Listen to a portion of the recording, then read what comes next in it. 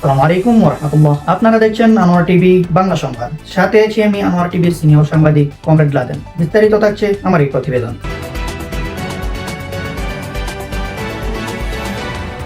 বিএনপিতে যোগ দিলেন জামায়াতের 3 নেতা। তারা বলেন, রগ কাটার অভিজ্ঞতা না থাকায় আমাদের দল থেকে বহিষ্কার করে দেওয়া হয়েছে।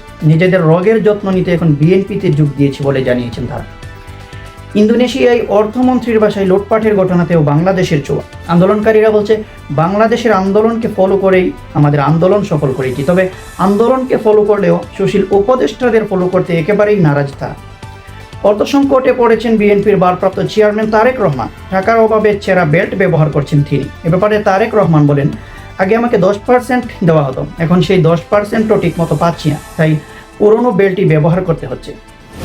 অন্যদিকে ঠিক মতো গোসল না করায় অসুস্থ হয়ে হাসপাতালে ভর্তি হয়েছেন মেঘমল্লার বসু। তাকে দেখতে গিয়ে শিবিরের নেতা এস এম ফরহাদ বলেন, নিয়মিত গোসল করুন আর রোগ থাকতে রোগের যত্ন নিন।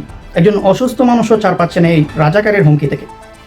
অভিনব কায়দায় মিটার চুরি, বিকাশে টাকা পাঠালেই পাবেন মিটার, এমন চিরকুট লিখে রেখে গেছেন চোরেরা। ভিকটিমদের দাবি এটা নুরুল হক নূরের শিষ্যদের কাজ হতে পারে। এ ব্যাপারে নূরের কাছে জানতে চাইলে তিনি স্পষ্ট বলেন, আমরা এখন আর বিকাশে লেনদেন করি না, সরাসরি নগদে গ্রহণ করি। তবে তিনি আরও যোগ করেন, আমাদের শিষ্যরা করলে শুধু মিঠার নয়, খাম্বাসহ নিয়ে আসত। রাজনীতি হোক বা চুরি, রগ আর গোসলের যত্ন নিতে বলবেন না। আনোয়ার টিভি বাংলা সংবাদ, ঢাকা।